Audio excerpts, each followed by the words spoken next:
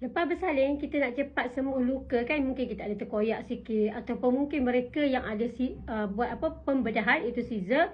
Jadi susah nak sembuh luka tu, mulalah rasa pedih, tak boleh nak bergerak. Jadi pengalaman saya sendiri, saya amalkan resveratrol juga polyphenol. Dia akan membantu untuk penyembuhan luka yang lebih cepat. Dan masa tu juga saya tambah protein, vitamin C, zinc dan juga beberapa jenis vitamin lain untuk membantu pemulihan luka yang lebih cepat. Di mana bila kita amalkan benda tu, kita mula rasa macam berbeza dengan anak sebelum ni yang kita tak makan.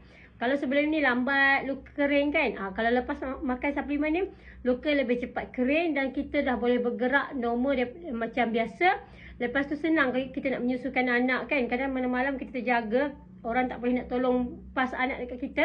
So kita boleh ambil sendiri tu, rasa berbeza lah. Rasa tidak pedih dekat bahagian luka-luka tu. Dan berjalan pun lebih lancar. Jadi mudah kita nak uruskan diri kita sendiri.